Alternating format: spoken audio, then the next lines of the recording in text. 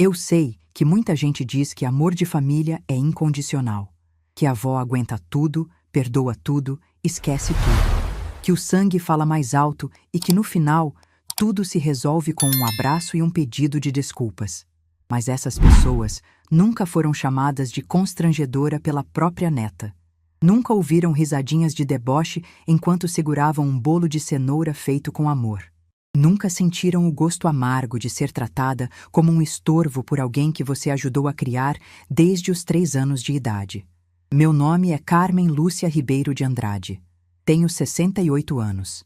E essa história que vou contar mudou minha vida para sempre. Tudo aconteceu numa tarde de quinta-feira, em maio de 2022. Uma tarde que começou como tantas outras, com o cheiro de bolo assando no forno e a expectativa de ver o sorriso da minha neta Amanda. Ela tinha 21 anos, estava no último semestre da faculdade de Direito, e fazia semanas que não nos víamos. Eu havia acordado cedo naquele dia. Separei os ingredientes com cuidado, medi cada xícara de farinha, cada colher de açúcar. O bolo de cenoura com cobertura de chocolate era o favorito dela desde criança. Quantas vezes Amanda entrou correndo na minha cozinha, ainda de uniforme escolar, perguntando se o bolo estava pronto? Quantas vezes a vi lamber a colher de chocolate com aqueles olhos brilhando de felicidade? Eram essas memórias que me moviam enquanto eu caminhava até o ponto de ônibus, com a forma ainda morna nas mãos. O sol de outono estava suave em Curitiba e eu me sentia bem, esperançosa até. Achei que seria uma tarde agradável.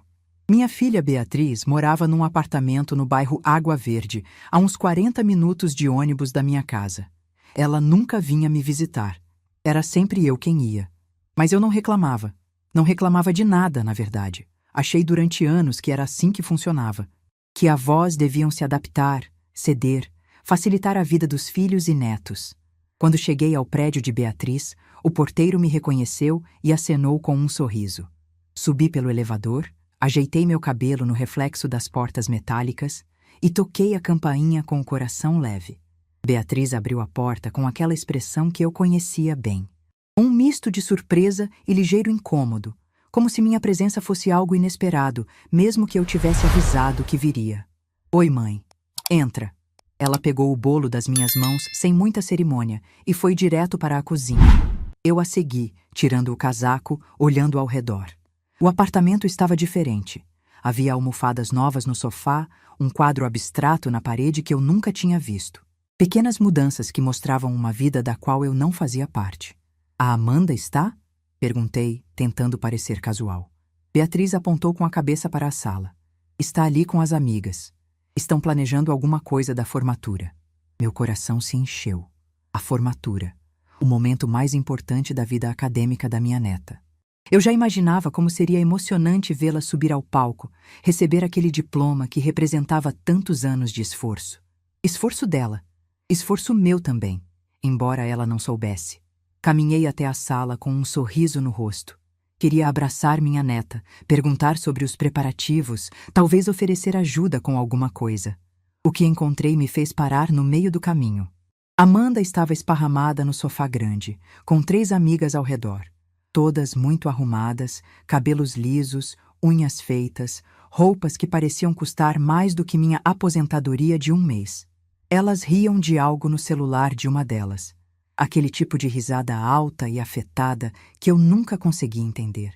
Quando Amanda me viu, algo mudou em seu rosto. Os olhos que antes brilhavam para mim se estreitaram. A boca que tantas vezes me beijou no rosto se contorceu numa expressão que só posso descrever como desprezo. Oi, vó! A voz dela era seca, gelada, como se eu fosse uma vizinha inconveniente, não a mulher que a criou. Tentei ignorar aquele tom. Disse que tinha trazido o bolo de cenoura que ela gostava. Uma das amigas, uma loira de batom vermelho, olhou para mim de cima a baixo e cochichou algo no ouvido de outra. Elas riram. Eu fingi que não percebi. Sempre fingia. Era mais fácil assim. Então, eu disse tentando puxar assunto. Estão animadas com a formatura? Deve estar tudo tão bonito, a decoração, os convites. Amanda revirou os olhos. Literalmente revirou os olhos para mim. Vó, já que você está aqui, deixa eu resolver logo uma coisa. Ela se levantou do sofá, cruzou os braços e ficou de pé na minha frente. As amigas pararam de mexer no celular. O silêncio que se instalou era pesado demais para aquela sala ensolarada. A formatura é mês que vem. E eu já decidi uma coisa. Não quero você lá. Pisquei. Uma vez. 2 vezes. Meu cérebro não processou as palavras de imediato. Como assim, minha filha? Ela suspirou, como se eu fosse lenta demais para entender o óbvio. Não quero você na minha formatura, vó. Vai ser constrangedor. A palavra me atingiu como um tapa. Constrangedor. Eu era constrangedora. Mas por quê? Minha voz saiu fina, quase infantil. Amanda olhou para as amigas como quem busca apoio. Elas sorriram de volta, incentivando. Porque vai ter gente importante lá, vó. A família do Henrique, os professores, o pessoal do estágio. Gente séria, gente bem-sucedida. E você? Ela fez uma pausa, me olhando dos pés à cabeça. Você não combina com esse ambiente. Vai ficar deslocada, vai me fazer passar vergonha. A loira de batom vermelho soltou uma risadinha e disse: Imagina, no meio dos desembargadores, a vovó de Maria Chiquinha. As outras riram junto. Amanda também riu. Minha neta riu de mim. Fiquei parada ali, com as pernas tremendo, sentindo o chão sumir debaixo dos meus pés. Olhei para a cozinha, buscando socorro, buscando alguém que dissesse que aquilo era uma brincadeira de mau gosto. Beatriz estava encostada no batente da porta. Tinha ouvido tudo, cada palavra, cada risada, cada pedaço do meu coração sendo despedaçado. E não disse nada. Minha filha. A menina que eu carreguei no colo, que amamentei, que criei sozinha depois que Osvaldo partiu. A mulher por quem eu abri mão de tantas coisas. Ela estava ali, olhando para o chão, em silêncio. Naquele momento, entendi algo que deveria ter percebido anos antes. Eu não era família. Eu era tolerada. Eu era a velha que pagava contas, que fazia bolo, que resolvia problemas. Mas quando se tratava de aparecer, de brilhar, de existir de verdade, eu era um incômodo. Engoli o nó que se formou na garganta. Não ia chorar ali. Não ia dar esse gostinho a elas. Entendo, eu disse. Minha voz saiu firme, mais firme do que eu esperava. Peguei minha bolsa. Vesti meu casaco. Caminhei em direção à porta sem olhar para trás. Beatriz finalmente se manifestou. Mãe, espera. Mas eu não esperei. Abri a porta, saí e fechei atrás de mim com a maior calma que consegui reunir. O bolo de cenoura ficou lá. Nunca soube o que fizeram com ele. Talvez tenham jogado fora. Talvez as amigas de Amanda tenham comido enquanto riam da avó ridícula que teve a ousadia de aparecer sem ser convidada. Desci pelo elevador em silêncio. Atravessei o saguão do prédio com passos lentos. O porteiro me cumprimentou, mas eu mal consegui responder. Caminhei até o ponto de ônibus e sentei naquele banco de plástico frio. E fiquei ali. O sol começou a se pôr. As luzes da cidade se acenderam uma a uma. Os ônibus passavam, paravam, iam embora. Eu não conseguia me mover. Era como se algo dentro de mim tivesse desligado. Como se um fusível tivesse queimado. Não sei quanto tempo fiquei ali. Sei que quando finalmente levantei, já era noite. O ar estava frio e eu tremia. Mas não era só de frio. Peguei o ônibus de volta para casa num estado de torpor. As luzes da cidade passavam pela janela como borrões. Os rostos dos outros passageiros eram manchas sem forma. Eu só conseguia ouvir aquela palavra ecoando na minha cabeça. Constrangedora, constrangedora, constrangedora. Cheguei ao meu apartamento perto das 10 da noite. Abri a porta, acendi a luz e o silêncio me engoliu. Sentei na poltrona que era do Osvaldo. Aquela poltrona velha de couro marrom que eu nunca tive coragem de jogar fora. Sentei ali e olhei para as paredes, para as fotos, para a vida que eu tinha construído. Havia uma foto de Amanda aos 5 anos, no meu colo, no Natal. Ela usava um vestido vermelho que eu mesma tinha costurado.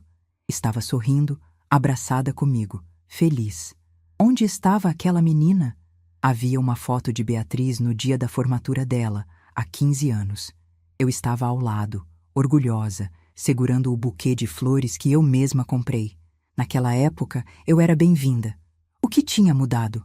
Havia uma foto do Osvaldo sorrindo num churrasco de família. Ele tinha partido há 18 anos, mas às vezes eu ainda conversava com aquela foto. Contava meu dia, pedia conselho, desabafava minhas angústias. Naquela noite, olhei para ele e disse em voz alta: Osvaldo, onde foi que eu errei? O silêncio foi a única resposta. Não chorei. Não conseguia. Era como se as lágrimas estivessem presas em algum lugar muito fundo, bloqueadas por algo maior que a tristeza. Era um vazio imenso que ocupava cada canto do meu peito. Fui até a janela e olhei a cidade lá embaixo. As luzes dos carros, os prédios iluminados, as pessoas vivendo suas vidas. Ninguém sabia o que tinha acontecido comigo naquela tarde. Ninguém se importava.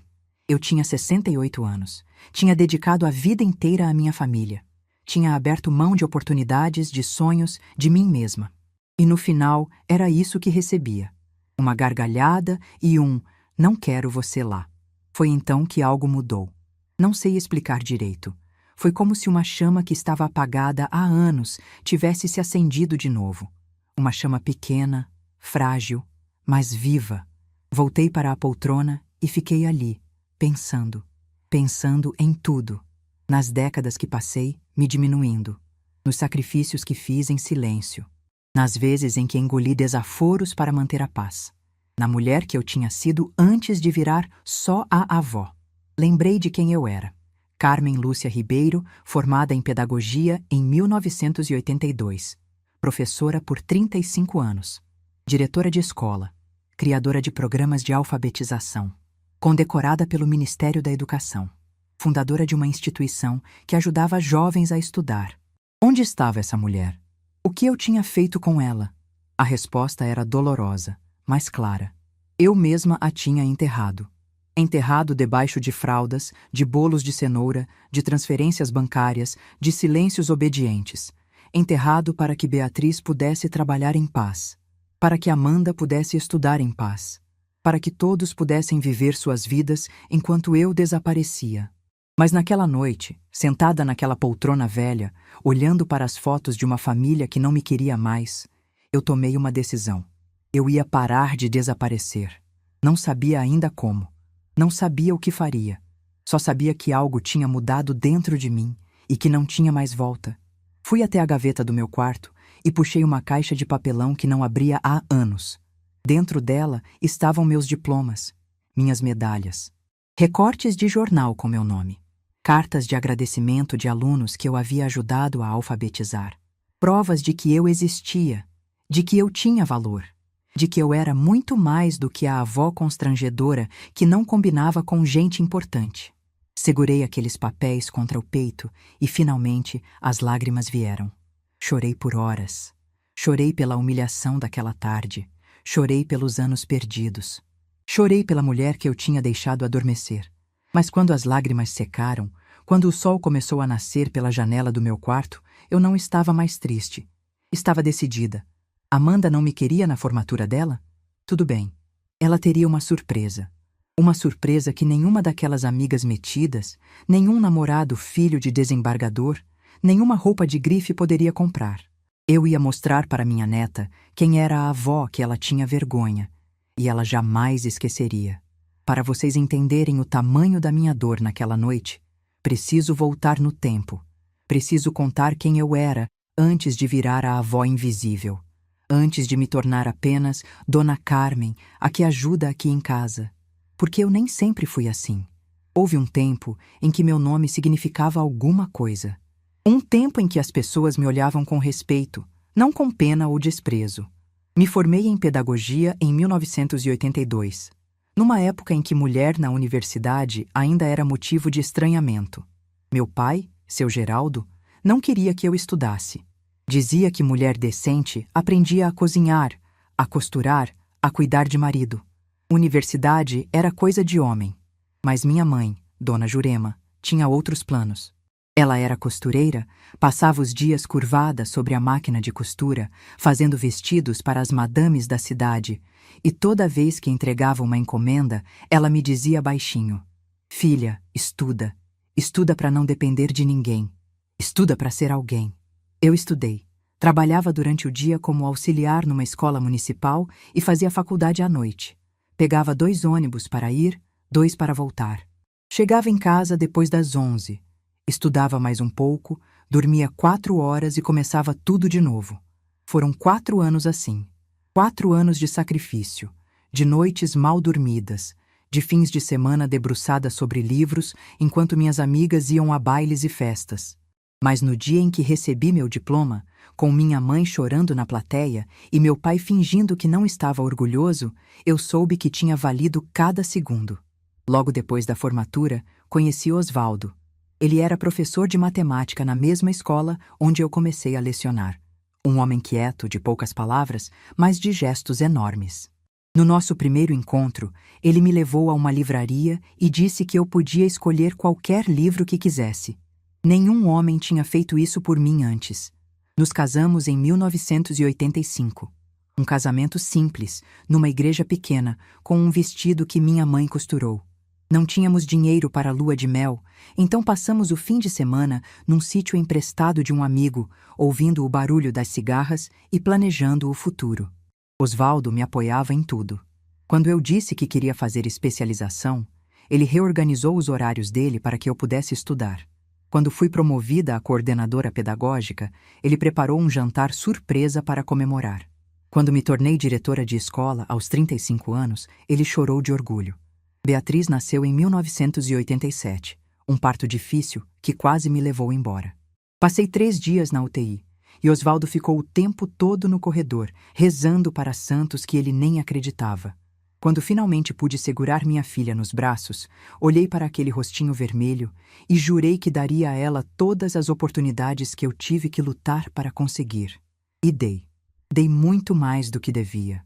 Continuei trabalhando enquanto Beatriz crescia. Minha mãe ajudava a cuidar dela durante o dia, e eu corria para casa assim que a aula terminava. Fazia questão de dar banho, de contar histórias antes de dormir, de estar presente em cada reunião de escola, cada apresentação de Dia das Mães. Beatriz foi uma criança tranquila, mas cheia de vontades. Queria aulas de balé, eu paguei. Queria um vestido igual ao da amiga rica, eu costurei um parecido. Queria viajar para a praia nas férias. A gente juntava dinheiro o ano inteiro para realizar o sonho dela. Talvez tenha sido aí que eu comecei a errar. Talvez tenha dado demais, exigido de menos. Talvez tenha ensinado minha filha que meu papel era servir, não ser servida. Enquanto isso, minha carreira continuava crescendo. Criei um programa de alfabetização de adultos que foi adotado por várias escolas da região. Escrevi artigos para revistas de educação. Fui convidada para dar palestras em outras cidades. Em 1998, recebi uma condecoração do Ministério da Educação pelo trabalho com comunidades carentes. Naquele dia, Beatriz tinha 15 anos. Ela foi à cerimônia em Brasília, toda arrumada, e me viu receber a medalha das mãos do ministro. Lembro dela me abraçando depois e dizendo: "Mãe, você é famosa." Famosa. Minha filha achava que eu era famosa. O que ela não sabia era que aquela medalha representava milhares de horas de trabalho. Noites corrigindo provas enquanto ela dormia. Fins de semana preparando material didático enquanto ela brincava. Viagens que eu fiz sozinha porque Osvaldo precisava trabalhar e não tinha com quem deixar Beatriz. Mas eu nunca reclamei. Nunca cobrei reconhecimento. Achei que o amor era isso. Dar sem esperar nada em troca. Em 2000, junto com outros educadores, fundei a Fundação Novos Caminhos. A ideia era simples: arrecadar recursos para financiar bolsas de estudo para jovens de baixa renda. Cada um de nós contribuía com o que podia e buscávamos parcerias com empresas locais. Fui presidente da fundação por 10 anos. Ajudamos mais de 2.000 jovens a entrar na universidade. 2.000 jovens que, sem nossa ajuda, talvez nunca tivessem conseguido estudar.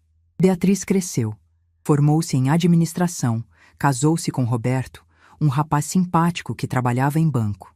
Em 2001, quando ela anunciou que estava grávida, eu chorei de felicidade. Finalmente seria avó. Amanda nasceu numa manhã de setembro, uma bebê pequena, de olhos grandes e curiosos. Quando a segurei pela primeira vez, senti o mesmo amor avassalador que tinha sentido com Beatriz.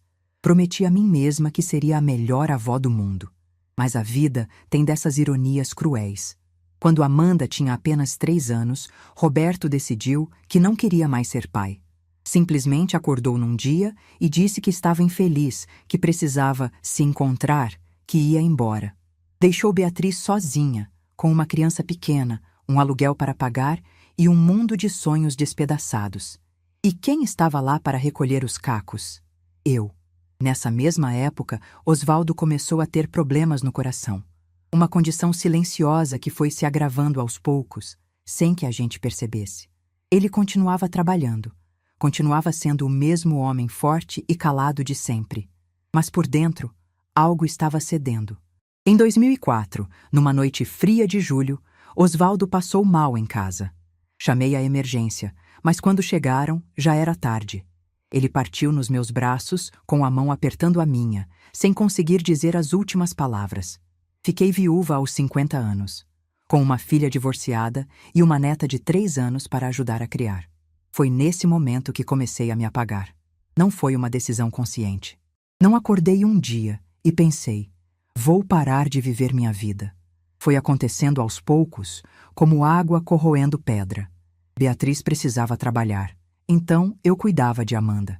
Levava para a escola, buscava, ajudava com as lições. Beatriz precisava de dinheiro, então eu ajudava com as contas. Beatriz precisava sair à noite para desestressar, então eu ficava com Amanda até tarde.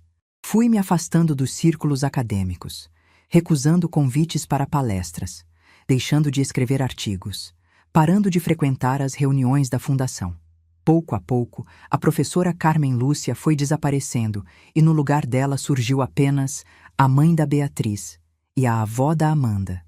Amanda era minha alegria. Aquela menina era tudo para mim. Eu a via crescer, aprender a ler, fazer as primeiras amizades. Estava presente em cada aniversário, cada apresentação de escola, cada momento importante. Quando Amanda entrou na adolescência, as coisas começaram a mudar. Ela ficou mais calada, mais distante. Normal, eu pensava, coisa de idade. Mas havia algo mais, algo que eu não queria enxergar. Amanda começou a ter vergonha de mim. No início eram coisas pequenas. Ela não queria que eu a buscasse na escola de carro. Preferia ir de ônibus com as amigas. Não queria que eu fosse às reuniões de pais. Pedia para Beatriz ir no meu lugar. Não queria me apresentar para os amigos novos. Dizia que eu não ia entender as conversas deles. Eu fingia que não percebia. Fingia que era fase. Fingia que tudo ficaria bem quando ela amadurecesse. Quando Amanda passou no vestibular para Direito, eu estava radiante. Aquela menina que eu havia criado, que eu havia ensinado a ler, ia se tornar advogada. Uma das faculdades mais prestigiadas do Paraná. Um sonho realizado. O que ninguém sabia era que aquele sonho tinha um preço. E eu estava pagando em silêncio. A faculdade de Direito custava uma fortuna.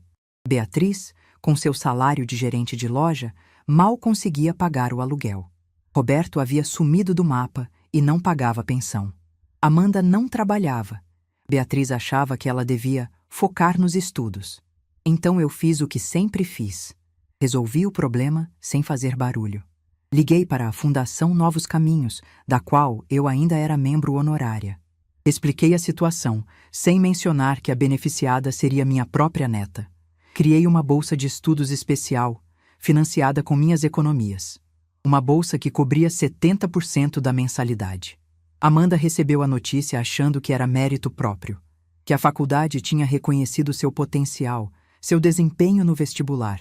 Beatriz nunca questionou, e eu nunca contei a verdade. Durante 4 anos, eu transferi dinheiro todos os meses para manter aquela bolsa. Dinheiro da minha aposentadoria. Dinheiro que eu economizava cortando gastos, deixando de comprar roupas novas, evitando viagens. Tudo para que Amanda pudesse estudar numa boa faculdade, ter um bom futuro, ser alguém na vida. E ela era. Estava se tornando alguém, só que esse alguém tinha vergonha da avó.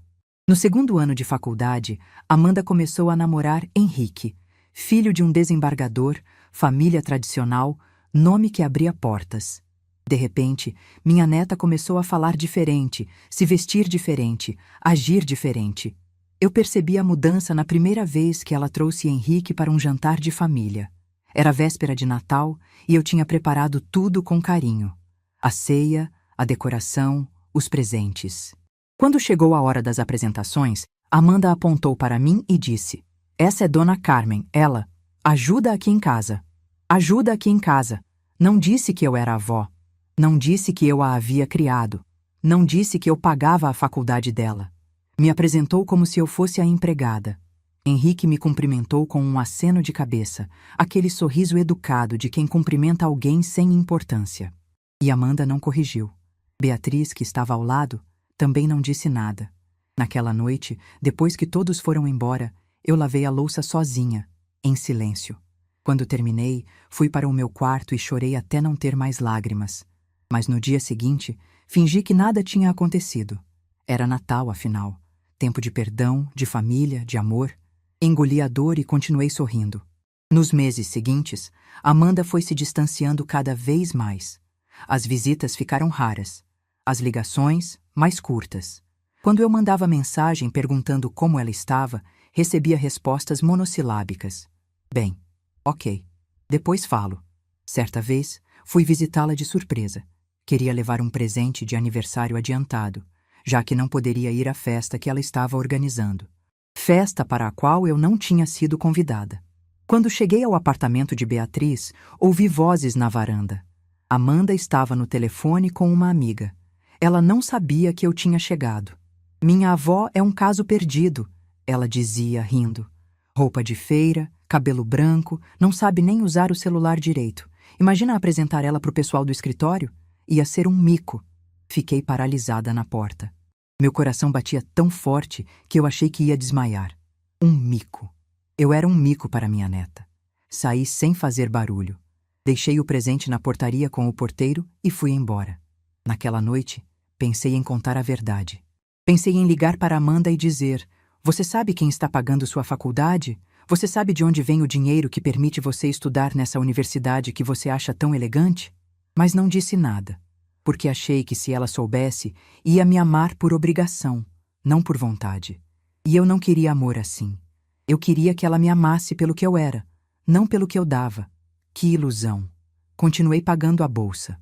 Continuei mandando mensagens que ela não respondia. Continuei fazendo bolos que ela não comia. Continuei sendo invisível, até aquela tarde de quinta-feira, até aquelas risadas, até aquelas 6 palavras que destruíram tudo. "Não quero você na formatura, vó." Deitada na minha cama, na noite seguinte à humilhação, eu olhava para a caixa de papelão com meus diplomas e medalhas.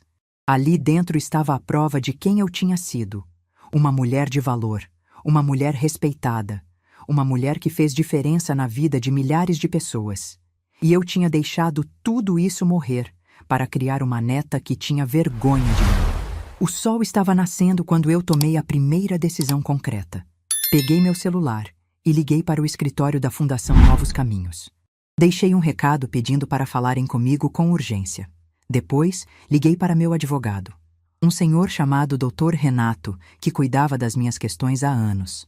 Pedi para ele verificar toda a documentação da bolsa de estudos de Amanda.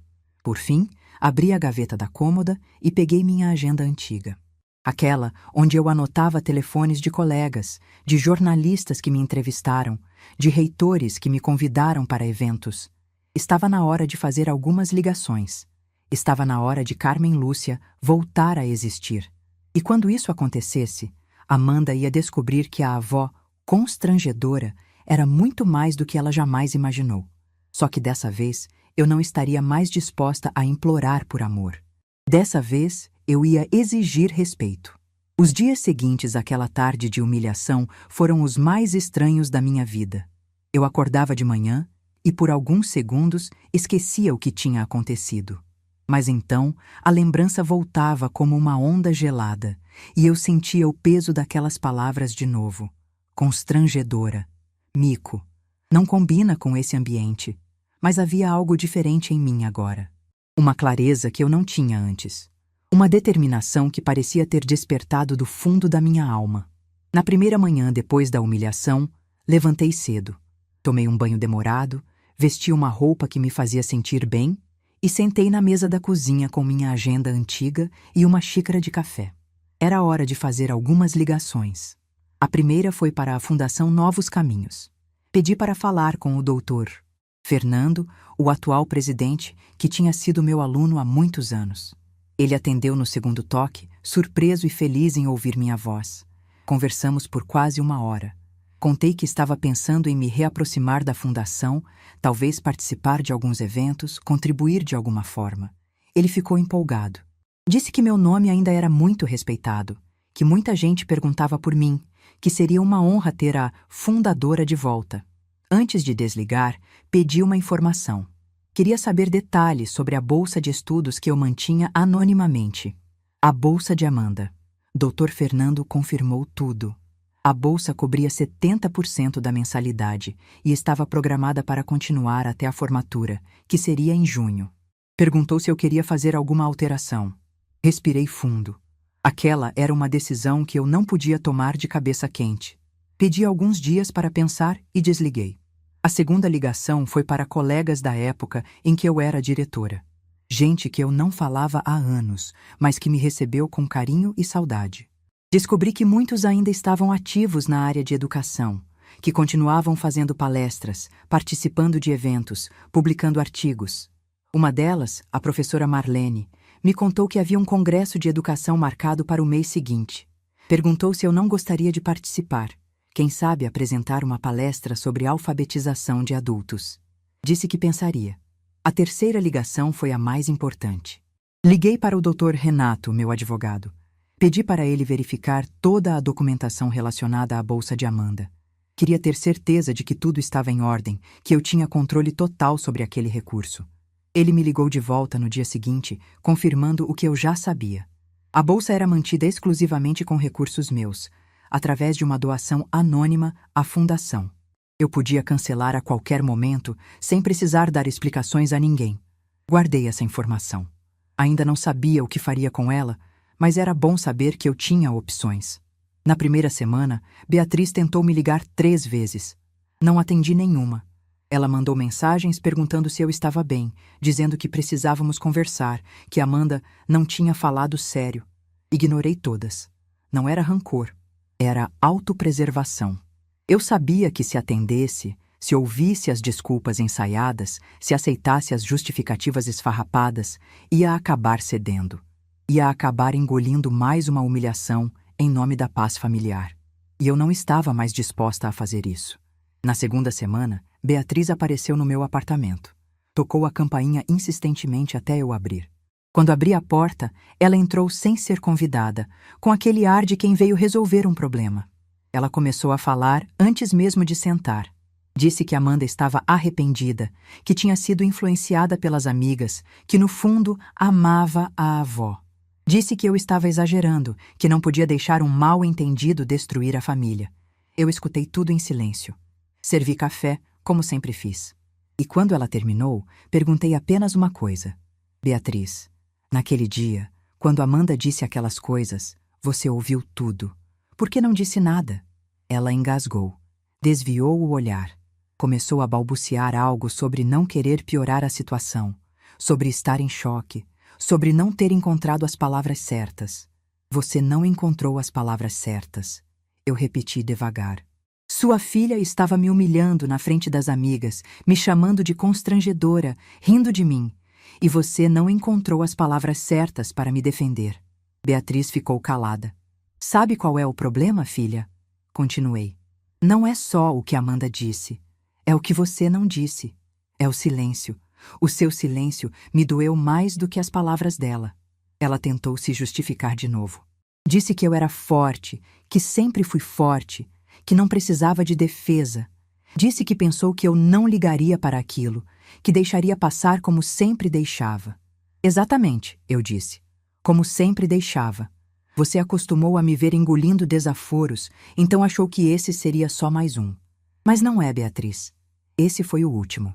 Ela saiu do meu apartamento com lágrimas nos olhos, prometendo que as coisas iam mudar. Eu não disse nada. Apenas fechei a porta e voltei para minha vida. Nas semanas seguintes, me joguei de cabeça na reconexão com meu passado. Aceitei o convite da professora Marlene e confirmei minha participação no Congresso de Educação. Comecei a revisar meus antigos artigos, a atualizar meus conhecimentos, a me preparar para voltar aos holofotes. Foi num desses dias de preparação que recebi a ligação que mudou tudo. Era uma tarde de quarta-feira. Eu estava na sala, relendo um artigo que tinha publicado em 1999, quando o telefone tocou. O número era desconhecido, mas atendi mesmo assim. Do outro lado da linha, uma voz formal se apresentou como secretário do gabinete do reitor da Universidade Estadual do Paraná. A mesma universidade onde Amanda estava se formando. Meu coração disparou.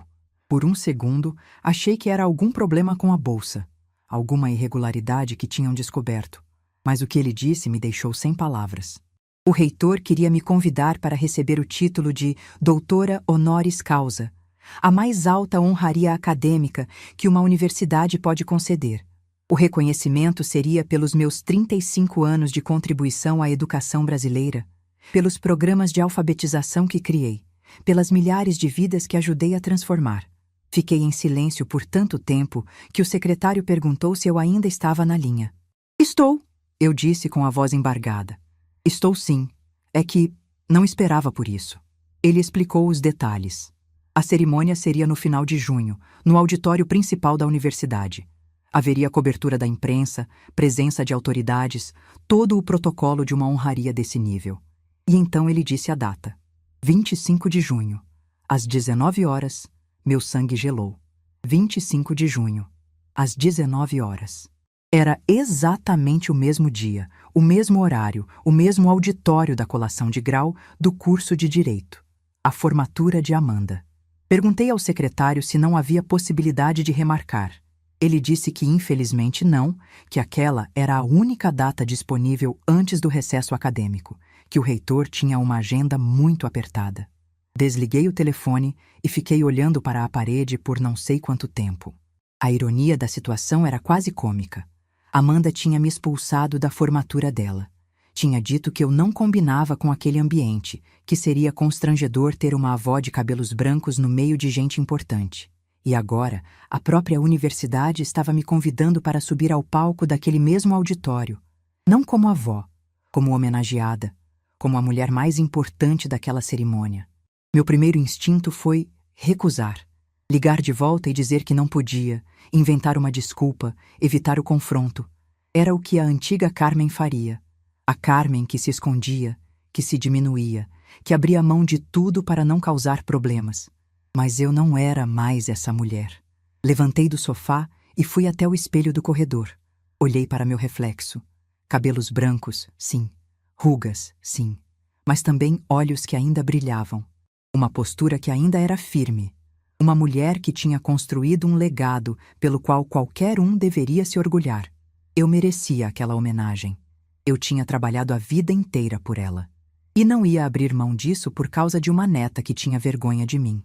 No dia seguinte, liguei de volta para o gabinete do reitor e confirmei minha presença. Uma semana depois, tomei outra decisão. Liguei para a Fundação Novos Caminhos e pedi para falar com o Dr. Fernando novamente. Dessa vez, minha voz estava firme. "Fernando, preciso que você cancele a bolsa de estudos, aquela que eu mantenho anonimamente." Ele ficou em silêncio por alguns segundos. Perguntou se eu tinha certeza. Lembrou que faltavam apenas 2 meses para a formatura da beneficiária, que o cancelamento agora poderia prejudicá-la. "Tenho certeza", eu disse, "mas não quero que ela seja prejudicada. Quero apenas que a bolsa não seja renovada para o próximo semestre. Ela pode terminar o curso normalmente, mas sem o meu dinheiro." Ele entendeu. Não fez perguntas. Apenas confirmou que a alteração seria feita. Desliguei o telefone e senti um misto de alívio e tristeza. Aquela bolsa representava anos de economia, de sacrifício, de amor silencioso. E agora estava acabando. Não por vingança, mas porque eu finalmente tinha entendido que amor não pode ser unilateral, que você não pode dar eternamente para quem só sabe receber. Os dias foram passando. O Congresso de Educação chegou e eu fiz minha palestra para uma plateia de quase 200 pessoas. Quando terminei, a sala inteira aplaudiu de pé. Professores vieram me cumprimentar, pedir autógrafos nos meus antigos artigos, tirar fotos comigo. Naquela noite, voltei para casa me sentindo viva de um jeito que não sentia há anos. A professora Carmen Lúcia estava de volta. Beatriz me ligou algumas vezes durante esse período. Às vezes eu atendia, às vezes não. Quando atendia, era educada, mas distante. Ela me convidou para o aniversário de Amanda, que seria no final de maio. Recusei. Disse que tinha compromissos. Amanda nunca me ligou, nem uma vez. Provavelmente nem sabia que eu estava ignorando as ligações de Beatriz. Provavelmente nem se importava. 2 semanas antes da formatura, Beatriz apareceu no meu apartamento novamente. Dessa vez, sua expressão era diferente. Parecia preocupada, quase desesperada. "Mãe, a Amanda está com problemas", ela disse entrando apressada. A bolsa dela foi cancelada. Ela recebeu uma notificação da faculdade dizendo que a partir do próximo semestre não terá mais o benefício. Fiquei em silêncio, tomando meu café. "Você não sabe de nada sobre isso?" Beatriz insistiu. "É uma bolsa de uma fundação, a Novos Caminhos. Nunca ouviu falar?" Olhei para minha filha. Aquela era a hora. Eu podia contar tudo. Podia revelar que era eu quem pagava a faculdade da neta ingrata. Podia ver a expressão de choque no rosto de Beatriz, o arrependimento tardio, a culpa. Mas decidi que não. Ainda não era o momento. "Fundações dependem de doadores, Beatriz", eu disse calmamente. "Talvez o doador tenha desistido. Acontece." Ela ficou me olhando por alguns segundos, tentando ler algo no meu rosto. Mas eu mantive a expressão neutra. Décadas de experiência em sala de aula me ensinaram a controlar minhas emoções quando necessário. Beatriz foi embora sem respostas. E eu voltei aos meus preparativos para a cerimônia. Na semana da formatura, encomendei um vestido novo. Verde sálvia, elegante, discreto. O mesmo tom que Osvaldo sempre disse que combinava com meus olhos. Fui ao cabeleireiro. Fiz as unhas, comprei um batom novo. Não estava me arrumando para impressionar ninguém. Estava me arrumando para mim mesma, para a mulher que eu finalmente tinha reencontrado depois de tantos anos perdida. Na véspera da cerimônia, sentei na poltrona do Osvaldo e olhei para a foto dele na estante. Contei tudo o que ia acontecer no dia seguinte. Contei sobre a homenagem, sobre a coincidência com a formatura de Amanda, sobre minhas decisões. "Osvaldo, você acha que estou fazendo certo?" Perguntei em voz alta. O silêncio foi a resposta como sempre, mas dessa vez o silêncio pareceu diferente. Pareceu um silêncio de aprovação. Fui dormir cedo, com uma calma que não sentia há muito tempo. Amanhã seria o dia. O dia em que Amanda descobriria quem era a avó que ela tinha vergonha. E eu estava pronta. Pronta para subir naquele palco com a cabeça erguida. Pronta para receber o reconhecimento que eu merecia. Pronta para mostrar ao mundo e à minha neta que Carmen Lúcia Ribeiro de Andrade era muito mais do que uma velha constrangedora. Era uma mulher de valor, uma educadora, uma vencedora. E ninguém, absolutamente ninguém, poderia tirar isso de mim. O dia 25 de junho amanheceu ensolarado. Um daqueles dias raros em Curitiba, onde o céu fica azul do começo ao fim, sem nenhuma nuvem para atrapalhar. Acordei às 6 da manhã, muito antes do despertador tocar, com uma calma estranha no peito. Fiquei deitada por alguns minutos, olhando para o teto, respirando devagar. Hoje era o dia. O dia em que eu subiria naquele palco e mostraria ao mundo quem eu era. O dia em que Amanda descobriria a verdade sobre a avó que ela teve vergonha de apresentar. Levantei sem pressa. Preparei um café forte, comi algumas torradas e fui para o banho. A água quente escorreu pelo meu corpo enquanto eu ensaiava mentalmente o discurso que tinha preparado. Nada muito longo, nada muito elaborado. Apenas algumas palavras sinceras sobre educação, sobre dedicação, sobre o valor de cada pessoa. Às 3 da tarde comecei a me arrumar. Vesti o vestido verde sálvia que tinha encomendado, ajustei o colar discreto que Osvaldo me deu no nosso 20º aniversário de casamento, calcei os sapatos de salto baixo que eu guardava para ocasiões especiais. Olhei no espelho e quase não me reconheci. Não era só a roupa. Era algo nos meus olhos, um brilho que eu não via há muito tempo, uma determinação que parecia irradiar de dentro para fora. "Estou bonita, Osvaldo?" Perguntei em voz alta, olhando para a foto dele na cômoda. O silêncio foi a resposta, mas eu sorri mesmo assim. Ele diria que sim. Ele sempre dizia que sim. O carro que a universidade enviou chegou às 5h30. Um motorista educado me cumprimentou e abriu a porta para eu entrar. Durante o trajeto, fui olhando a cidade pela janela, tentando manter a calma. Meu coração batia mais rápido do que eu gostaria, mas minhas mãos estavam firmes. Chegamos à universidade às 6h15. A entrada principal já estava movimentada. Formandos de beca, famílias tirando fotos, flores, balões, toda aquela alegria típica de colação de grau. Por um segundo me perguntei se Amanda já estava lá, se Beatriz já tinha chegado, se Henrique estava com sua família importante, pronto para assistir à formatura da namorada. O motorista me levou até uma entrada lateral, reservada para autoridades e homenageados. Um funcionário da universidade me recebeu com um sorriso e me conduziu pelos corredores até uma sala de espera nos bastidores do auditório. Quando entrei, havia outras pessoas ali, professores de beca, autoridades locais, representantes de entidades educacionais. Alguns me reconheceram imediatamente. Um senhor de cabelos grisalhos veio em minha direção com os braços abertos. Professora Carmen Lúcia, quanto tempo! Era o professor Antônio Marcos, que tinha trabalhado comigo em projetos de alfabetização nos anos 90. Nos abraçamos com carinho, relembrando os velhos tempos. Ele me apresentou para outras pessoas, sempre com orgulho na voz. Esta é a fundadora do programa de alfabetização de adultos que revolucionou o ensino no Paraná. Cada apresentação, cada aperto de mão, cada olhar de admiração me lembrava de quem eu era, de quem eu sempre fui. Uma mulher de valor, uma educadora respeitada. Não uma velha constrangedora que não combinava com gente importante. Às 7h em ponto, a cerimônia começou. Eu podia ouvir o som do auditório lotado através das paredes, o burburinho das conversas, o farfalhar das becas, os flashes das câmeras. Mais de 400 formandos estavam ali, junto com suas famílias, prontos para receber seus diplomas. Um funcionário veio nos avisar que em 30 minutos seria a vez da homenagem especial. Meu coração disparou, mas mantive a compostura. Respirei fundo. 1 vez, 2 vezes, 3 vezes. Fui até um canto da sala onde havia uma fresta na cortina que dava para o auditório. Olhei discretamente, procurando rostos conhecidos na multidão. E então eu a vi.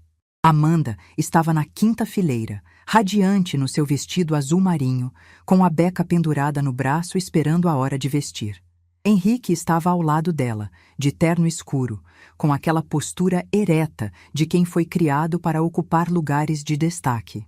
Atrás deles, os pais de Henrique. E numa ponta da fileira, meio deslocada, estava Beatriz. Minha filha parecia desconfortável. Olhava ao redor como quem procura algo, como quem sente que está no lugar errado. A cadeira ao lado dela estava vazia. A cadeira que seria minha, se eu tivesse sido convidada. Voltei para meu lugar na sala de espera. Não queria que ninguém me visse antes da hora. Os minutos passaram devagar. Ouvi discursos de boas-vindas, agradecimentos a professores, homenagens a funcionários. A cerimônia seguia seu protocolo, enquanto eu esperava minha vez nos bastidores. Finalmente, o funcionário veio me buscar. Professora Carmen Lúcia, é agora. Levantei, ajeitei meu vestido e segui até a coxia do palco. Dali, podia ver o reitor no púlpito, segurando um papel com minha biografia. O auditório estava em silêncio respeitoso. Antes de iniciarmos a entrega dos diplomas, o reitor começou. Teremos uma homenagem muito especial. Uma homenagem a uma mulher que dedicou 35 anos de sua vida à educação brasileira. Por um segundo, imaginei Amanda revirar os olhos de tédio, como fazia sempre que algo não era sobre ela. Imaginei Henrique checando o relógio. Imaginei Beatriz olhando para o chão. O reitor continuou. Esta mulher criou programas de alfabetização que beneficiaram mais de 10.000 adultos em nosso estado. Foi condecorada pelo Ministério da Educação. Teve seu nome inscrito no Memorial dos Educadores Brasileiros e é, até hoje, referência nacional em pedagogia social. Ouvi alguns murmúrios de curiosidade na plateia. Quem seria essa mulher? Além disso, o reitor prosseguiu, elevando um pouco a voz. Esta mulher é fundadora e principal mantenedora da Fundação Novos Caminhos, que há 25 anos financia bolsas de estudo para jovens de baixa renda em todo o Paraná. Silêncio absoluto no auditório. Eu podia sentir a tensão do outro lado da cortina. Bolsas que, inclusive, o reitor fez uma pausa dramática, beneficiam 47% dos alunos que estão se formando aqui hoje. Um burburinho percorreu a plateia. Cabeças se viraram, olhares se cruzaram. Eu sabia que muitos ali tinham sido beneficiados pela fundação. Muitos ali deviam seus diplomas, em parte, ao meu trabalho. O reitor sorriu, olhando para a coxia onde eu esperava. É com imensa honra e profunda gratidão que convido para receber o título de doutora honoris causa, a professora Carmen Lúcia Ribeiro de Andrade. Respirei fundo uma última vez e entrei no palco. Os primeiros aplausos começaram tímidos, mas rapidamente cresceram. Caminhei devagar, de cabeça erguida, sentindo o peso daquele momento em cada passo.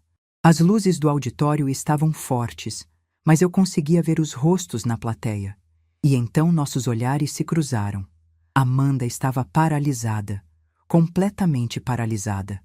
A boca entreaberta, os olhos arregalados, as mãos tremendo sobre o colo.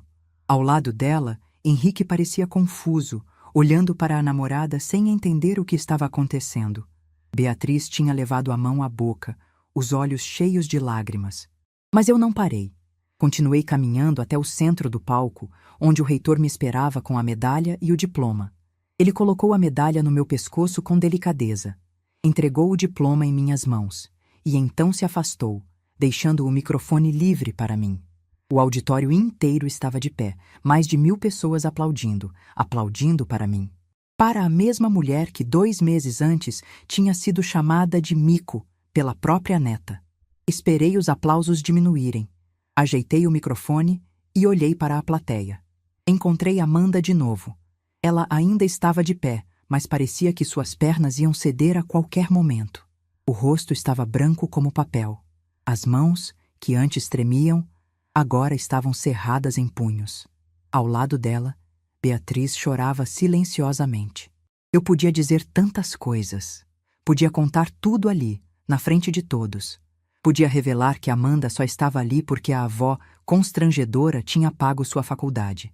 Podia humilhá-la do mesmo jeito que ela me humilhou. Mas eu não fiz isso. Olhei para o auditório e comecei a falar. Esta homenagem não é só minha. É de todos os educadores que acordam cedo todos os dias acreditando que podem fazer diferença. É de todos os professores que escolhem ganhar pouco em dinheiro para ganhar muito em propósito. É de todos aqueles que dedicam suas vidas a transformar outras vidas. Fiz uma pausa. Meus olhos encontraram os de Amanda mais uma vez. Ao longo de 35 anos, aprendi muitas coisas. Aprendi que ensinar é um ato de amor. Mas também aprendi que amor de verdade não precisa de reconhecimento. Ele simplesmente existe. Silencioso, constante, até quando ninguém está olhando. Até quando ninguém agradece. Vi Amanda engolir em seco. Vi Beatriz baixar a cabeça. Minha única esperança, continuei, mantendo a voz firme, é que os jovens que estão aqui hoje aprendam a enxergar valor nas pessoas que os amam, que aprendam a reconhecer os sacrifícios silenciosos que outros fazem por eles, antes que seja tarde demais. Silêncio absoluto. Ninguém ousava respirar. Porque um dia vocês vão olhar para trás e perceber que as pessoas mais importantes das suas vidas não eram aquelas que tinham os cargos mais altos ou as roupas mais caras. Eram aquelas que estiveram ao seu lado quando ninguém mais estava. Aquelas que deram tudo sem pedir nada em troca. Aquelas que vocês, talvez, nem sempre trataram como deveriam. Fechei os olhos por um segundo. Quando abri, olhei diretamente para onde Amanda estava. E quando esse dia chegar, espero que ainda haja tempo para dizer obrigado. Afastei-me do microfone. O silêncio durou mais 2 segundos. E então, o auditório explodiu em aplausos. Não eram aplausos educados de cerimônia. Eram aplausos de verdade. Pessoas emocionadas, pessoas chorando, pessoas que tinham entendido que minhas palavras eram muito mais do que um discurso bonito. Desci do palco por uma escada lateral. Não queria passar pela plateia. Não queria confrontos. Não queria drama. Queria apenas sair dali com minha dignidade intacta. Mas Amanda foi mais rápida. Ela apareceu no corredor lateral, ofegante, com os olhos vermelhos de choro. O rímel tinha borrado, manchando seu rosto cuidadosamente maquiado. Ela parou na minha frente, bloqueando minha passagem. Vó, ela disse, a voz embargada. Vó, eu não sabia. Eu juro que não sabia. A bolsa, a fundação. Eu achei que era mérito meu, eu achei que... Olhei para ela com calma. A mesma calma que tinha me sustentado nos últimos 2 meses. Você não sabia porque nunca perguntou, Amanda. Você nunca perguntou de onde vinha o dinheiro. Nunca perguntou quem estava pagando sua faculdade. Nunca se interessou em saber. Ela tentou falar, mas eu continuei.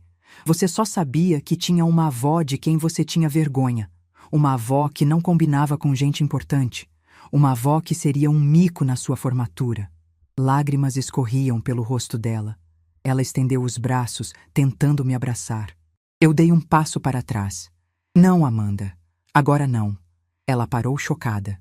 Provavelmente nunca ninguém tinha recusado um abraço dela em toda a vida. Vó, por favor, ela implorou. Hoje é seu dia, eu disse com a voz suave, mas firme. Você vai receber seu diploma, vai tirar suas fotos, vai comemorar com a família do Henrique e vai fazer tudo isso sem mim, porque foi isso que você quis. Mas eu me arrependi, vó. Arrependimento não apaga o que foi dito, Amanda. Não apaga as risadas, não apaga a humilhação, não apaga meses de silêncio. Beatriz apareceu no corredor, ofegante, os olhos inchados de tanto chorar. Mãe, por favor. Olhei para minha filha. A menina que eu criei, a mulher que ficou em silêncio enquanto sua filha me humilhava. Beatriz, você teve semanas para consertar isso. Teve oportunidades de me defender, de falar a verdade, de fazer a coisa certa. Você escolheu ficar calada. Agora é tarde. Virei as costas e comecei a andar em direção à saída. Mãe! Beatriz gritou atrás de mim. Mãe, você não pode ir embora assim. Parei. Olhei por cima do ombro. Posso sim, Beatriz. Pela primeira vez em muitos anos, eu posso fazer exatamente o que eu quiser. Continuei caminhando. Não olhei para trás. O motorista da universidade estava me esperando na porta lateral. Entrei no carro, fechei os olhos e respirei fundo. Quando o carro começou a andar, senti algo que não sentia há muito tempo. Não era raiva, não era tristeza. Era paz. A paz de quem finalmente disse o que precisava dizer. A paz de quem finalmente se colocou em primeiro lugar. A paz de quem descobriu que não precisa da aprovação de ninguém para saber seu próprio valor. Cheguei em casa perto das 10 da noite. Tirei os sapatos, pendurei o vestido, coloquei a medalha de doutora honoris causa sobre a cômoda, ao lado da foto de Osvaldo. Consegui, meu amor, eu disse, olhando para o sorriso dele na foto. Finalmente consegui. Deitei na cama e dormi a noite inteira. Sem sonhos, sem pesadelos. Apenas o silêncio profundo de quem está em paz consigo mesma. E naquele silêncio, eu sabia que tinha feito a coisa certa. Não por vingança. Nunca foi sobre vingança.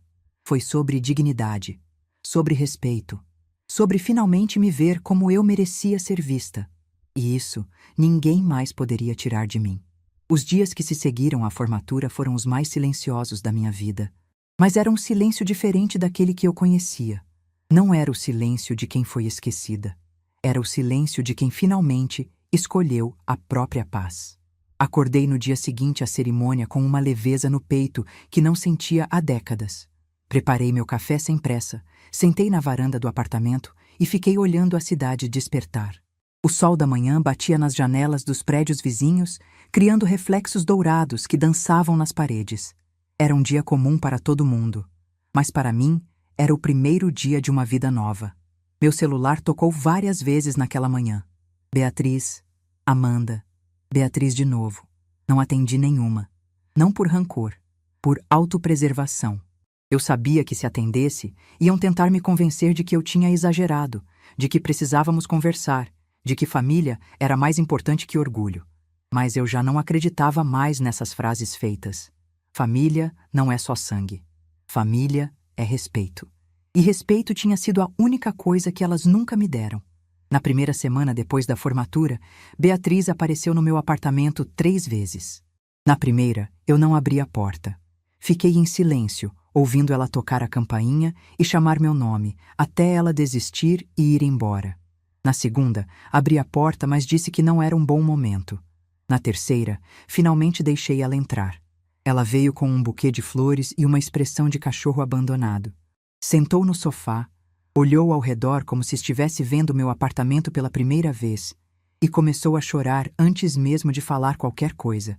Servi café, como sempre fiz. Sentei na poltrona do Osvaldo e esperei. Beatriz pediu desculpas. Disse que tinha errado, que deveria ter me defendido, que nunca mais ia deixar ninguém me tratar daquela forma. Disse que Amanda estava arrasada, que não parava de chorar, que tinha entendido a lição. Eu escutei tudo em silêncio. Quando ela terminou, perguntei apenas uma coisa. Beatriz, você sabia que eu estava pagando a faculdade da Amanda? Ela engasgou. Desviou o olhar. Balbuciou algo sobre nunca ter perguntado de onde vinha a bolsa, sobre ter achado que era mérito da filha. Você nunca perguntou, eu repeti. Você recebeu dinheiro meu por anos, dinheiro da minha aposentadoria, dinheiro que eu economizava cortando gastos, deixando de viajar, deixando de comprar coisas para mim. E você nunca perguntou de onde vinha. Ela ficou calada. Sabe qual é o problema? Continuei. Vocês duas se acostumaram a me ver como uma fonte de dinheiro, de tempo, de cuidado, uma fonte que nunca seca, que nunca reclama, que nunca pede nada em troca. E quando a fonte resolve parar de dar, vocês ficam chocadas. Beatriz chorou mais ainda. Disse que ia mudar, que elas iam mudar, que eu ia ver. Eu espero que sim, Beatriz. Mas não vou ficar sentada esperando isso acontecer. Vou viver minha vida. Se vocês quiserem fazer parte dela, vão ter que me tratar como pessoa, não como conveniência. Ela foi embora com o buquê que tinha trazido. Eu olhei para as flores e pela primeira vez não as coloquei num vaso. Joguei no lixo. Não precisava de presentes de culpa. Precisava de atitudes. Amanda apareceu uma semana depois. Veio sozinha, sem avisar, num fim de tarde chuvoso. Quando abri a porta, ela estava encharcada, com os olhos inchados de tanto chorar. Deixei ela entrar. Dei uma toalha para ela se secar. Sentei e esperei. Ela não começou com desculpas. Começou com perguntas. Vó, por que você nunca me contou que era você quem pagava minha faculdade? Olhei para ela por um longo momento antes de responder. Porque eu queria que você me amasse pelo que eu era, Amanda. Não pelo que eu dava. Ela ficou em silêncio, processando aquelas palavras. E você me amava? Continuei. Você amava a avó que te criou, que te levou para a escola, que passou noites acordada quando você estava doente? Ou você tinha vergonha dessa avó? Ela baixou a cabeça. As lágrimas voltaram a escorrer. Eu fui uma idiota, vó. Eu me deixei levar pelo Henrique, pelas amigas, por essa vida de aparências. Eu esqueci quem eu era. Esqueci de onde eu vim. Você não esqueceu, Amanda. Você escolheu esquecer. Tem diferença. Ela assentiu, aceitando a correção. O que eu posso fazer para consertar isso? Pensei por um momento antes de responder. Você não pode consertar o passado. Ninguém pode. O que você pode fazer é construir um futuro diferente. Pode me tratar com respeito. Pode parar de ter vergonha de quem você é e de onde veio. Pode aprender que as pessoas mais importantes da sua vida não são aquelas que têm os sobrenomes mais elegantes, mas aquelas que estão do seu lado quando tudo desmorona. Ela ficou ali por mais uma hora. Conversamos sobre muitas coisas. Sobre a infância dela, sobre as memórias que tínhamos juntas, sobre o bolo de cenoura que ela amava quando era pequena. Foi a conversa mais honesta que tivemos em anos. Antes de ir embora, ela me abraçou.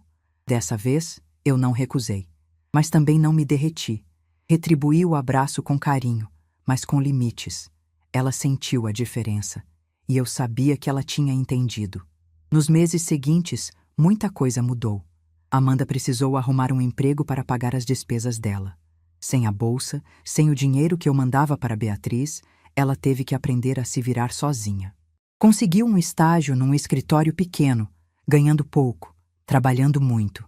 Foi a melhor coisa que poderia ter acontecido para ela. O namoro com o Henrique não sobreviveu. Quando ele descobriu que a família de Amanda não era tão estruturada quanto ele pensava, que a avó constrangedora era na verdade a pessoa mais importante daquela família, ele começou a se afastar. Alguns meses depois, terminou o relacionamento com uma desculpa esfarrapada qualquer.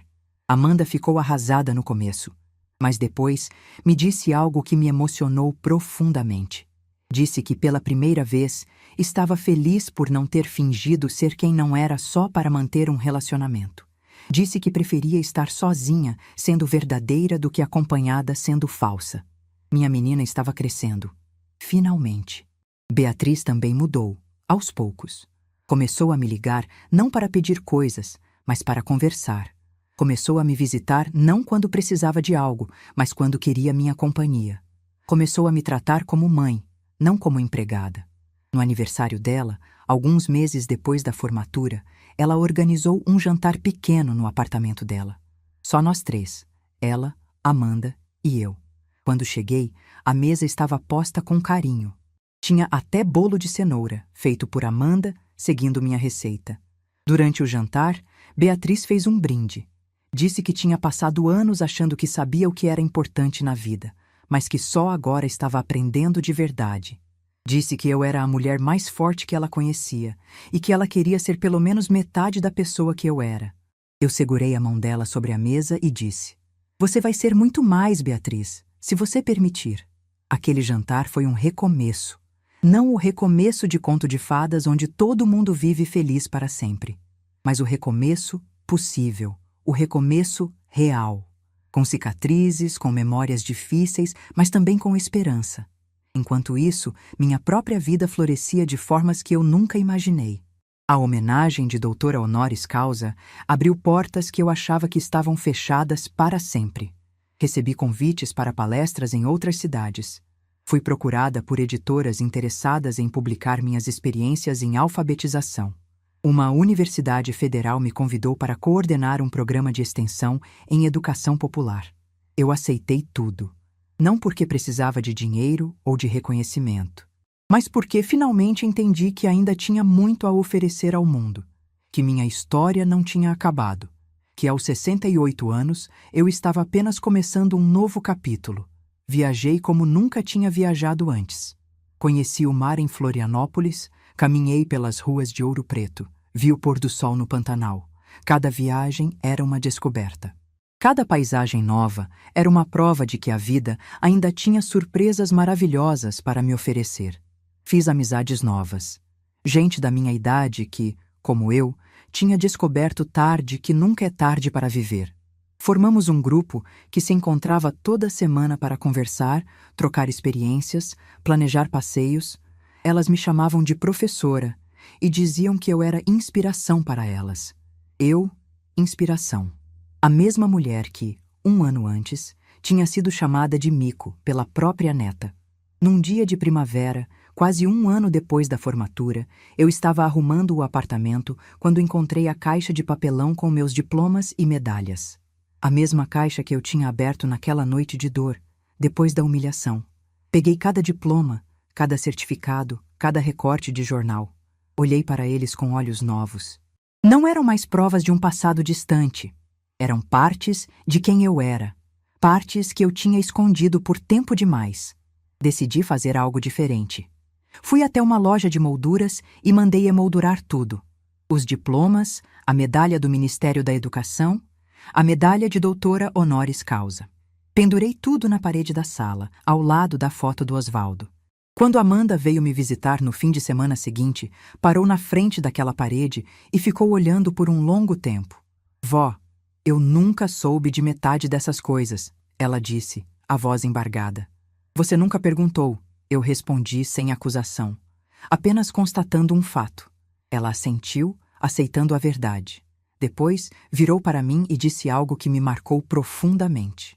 Eu passei anos querendo ser alguém importante, querendo ter um sobrenome que abrisse portas, uma família que impressionasse os outros. E o tempo todo, a pessoa mais importante da minha vida estava bem aqui, e eu tinha vergonha dela. Ela segurou minha mão. "Nunca mais vou ter vergonha de você, vó. Nunca mais." Eu sorri. Não disse nada. Não precisava. Algumas coisas são maiores que palavras. Hoje, algum tempo depois daquela tarde de quinta-feira em que minha neta me expulsou da formatura dela, eu olho para trás e vejo uma jornada que nunca imaginei percorrer. Uma jornada de dor, sim, mas também de descoberta, de renascimento, de libertação. Eu poderia ter ficado presa naquela humilhação para sempre. Poderia ter me afundado na mágoa, no rancor, na autocomiseração. Muita gente faz isso. Muita gente aceita ser maltratada porque tem medo de ficar sozinha. Mas eu escolhi diferente. Escolhi me ver. Escolhi me valorizar. Escolhi exigir respeito, mesmo que isso significasse perder pessoas que eu amava. E sabe o que descobri? Que quando você se respeita, as pessoas certas aparecem. E as erradas ou aprendem a te respeitar também, ou vão embora. De qualquer forma, você ganha. Amanda hoje é advogada. Trabalha num escritório pequeno, ganha seu próprio dinheiro, paga suas próprias contas. Ela me visita todo fim de semana. Às vezes traz bolo de cenoura, às vezes só traz ela mesma. E isso é mais do que suficiente. Beatriz aprendeu que filha não é só quem pede, é quem dá também. Ela me liga quase todo dia, não para reclamar da vida, mas para saber como eu estou. Semana passada, ela me levou para fazer as unhas. Ficou a tarde toda comigo, conversando, rindo, sendo a filha que eu sempre quis ter. E eu sou Carmen Lúcia Ribeiro de Andrade. Tenho 71 anos, sou viúva, mãe, avó, sou professora, educadora, fundadora de uma instituição que transformou milhares de vidas. Sou doutora honoris causa pela Universidade Estadual do Paraná.